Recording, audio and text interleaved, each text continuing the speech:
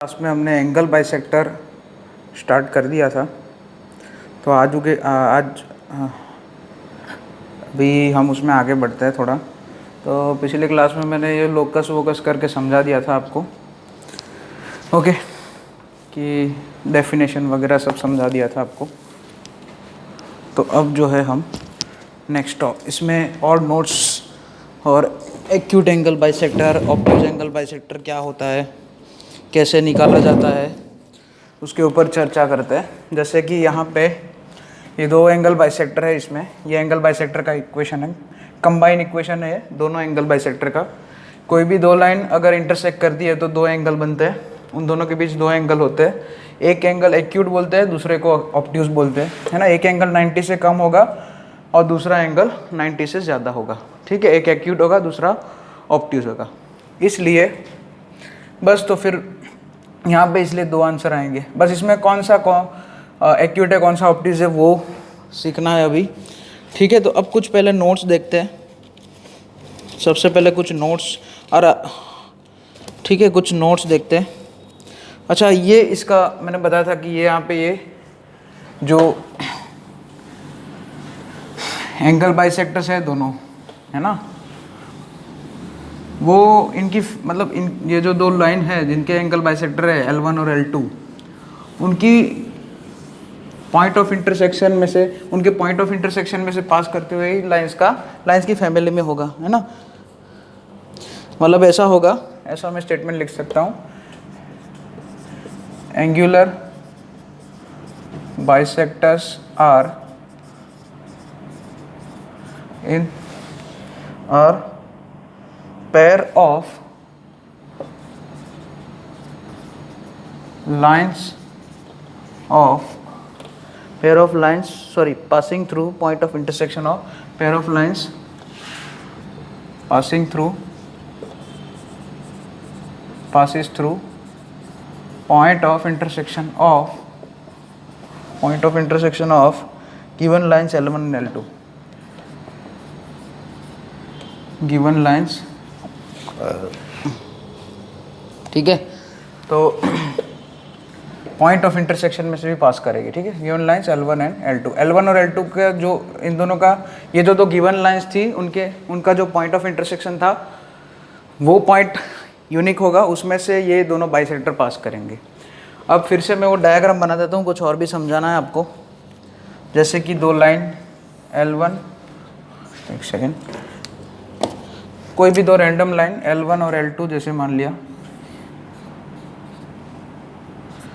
अच्छा, तो यहाँ पे दो, जैसे एक तो ये आएगा, इसको एक बाइसेक्टर ऐसे आएगा B1, यहाँ पे ये थीटा, तो ये भी थीटा हो जाएगा। अच्छा, ये थीटा, तो ये भी, ये चारों थीटा हो जाएगी, ठीक है। और दूसरा बाइसेक्टर कुछ ऐसे आएगा,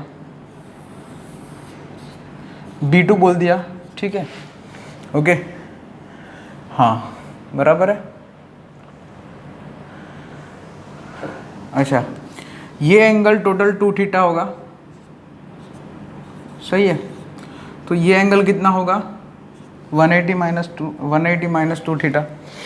क्यों, ये टोटल एंगल कितना होगा, 180, है ना, ओके। यहाँ से लेके यहाँ तक पूरा एंगल 180 है ना। ये टोटल एंगल पूरा 180 है, यहाँ से यहाँ तक इतना 2 थीटा है, तो इतना 180 माइनस थीटा होगा। यानी कि ये दोनों एंगल 90 माइनस थीटा हो जाएंगे। सिंपल सी बात है। अच्छा, सिंपल से, अच्छा, ये नीचे वाले दो एंगल भी क्या होंगे, 90 माइनस थीटा। इन शॉर्ट मैं यही बोलना चाह रहा हूँ।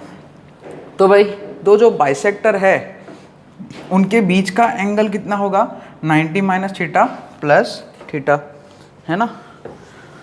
तो angle between B1 and B2, चाहे कोई भी साइड से आप बनाओ, B1 और B2 के बीच का एंगल जो है, चाहे कोई भी जगह से आप निकालो, आपको यही चीज़ मिलेगी, 90 माइनस थीटा प्लस, यही एनालिसिस मिला, यानी कि 90 डिग्री। यानी कि इसमें कंक्लूजन क्या निकला कि दो बाइसेक्टर्स के बीच का एंगल, मतलब बाइसेक्टर्स जो होते हैं वो आपस में म्यूचुअली परपेंडिकुलर होते हैं, ठीक है। तो ये एक पॉइंट नोट करके लिख देना, नोट नंबर 1 बोल सकते हैं इसके, ठीक है। कि बाइसेक्टर्स जो होते हैं म्यूचुअली परपेंडिकुलर होते हैं, ठीक है, बाइसेक्टर्स आर म्यूचुअली परपेंडिकुलर। तो ये एक चीज़ लिख सकते हैं आप।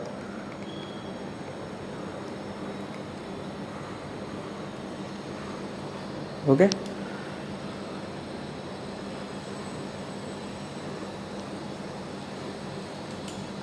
चलिए तो अब नेक्स्ट नोट देखते हैं इसी में। तो इसका स्टेटमेंट क्या रहेगा, angular bisectors will bisect angle between the lines will be mutually perpendicular, या फिर ऐसे ही सीधा लिख दिया कि B1 is perpendicular to B2, ठीक है। नेक्स्ट, अच्छा अब एक क्वेश्चन करते हैं छोटा सा पहले, फिर आगे बढ़ते हैं इसमें।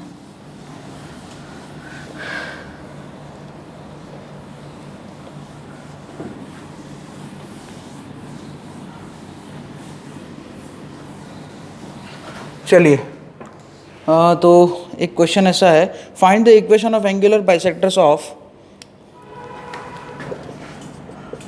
छोटा सा बेसिक क्वेश्चन है, find equation of angular bisectors of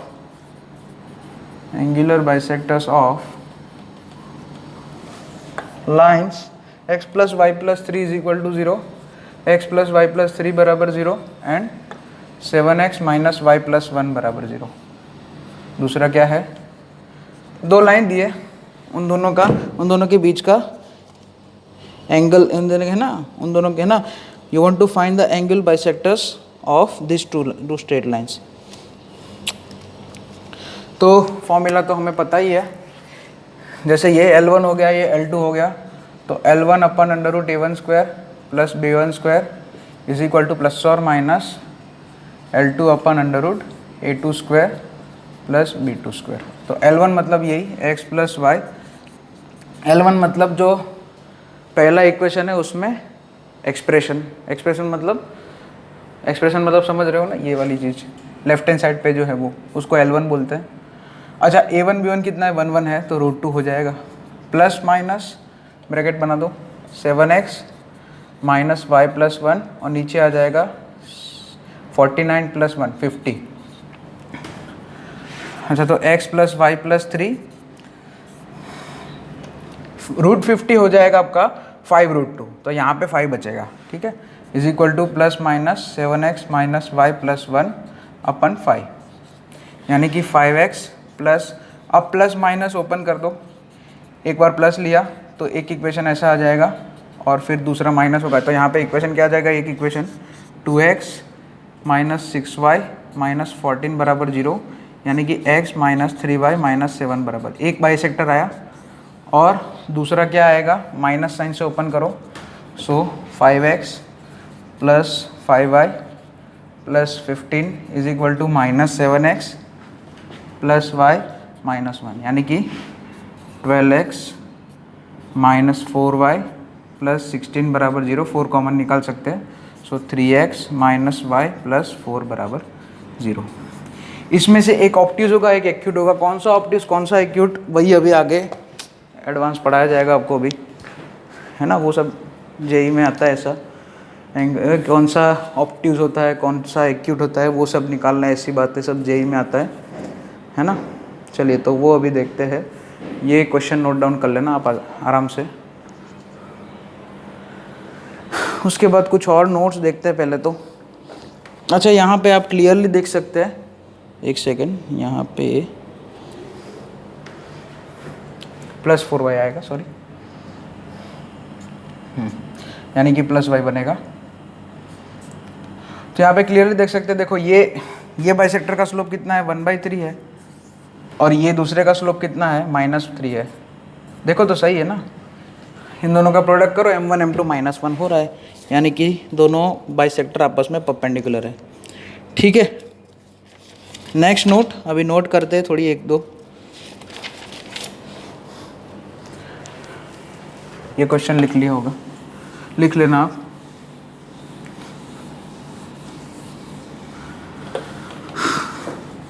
तो वो मैंने ज्योमेट्रिकली भी प्रूफ कर दिया कि दोनों बाइसेक्टर आपस में म्यूचुअली परपेंडिकुलर होते हैं। अच्छा, जैसे कि फिर से मतलब नोट बनाने के लिए फिर से डायग्राम बनाता हूँ। L1 और L2 फिर से मैं बनाया मैंने, जैसे ये L2 हो गया,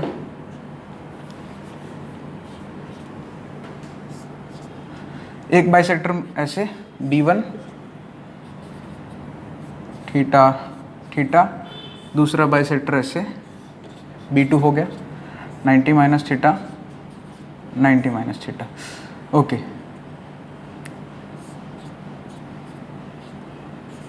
ये दोनों एंगल 90 माइनस थीटा हो जाएंगे, ठीक है, ये B2 बाइसेक्टर।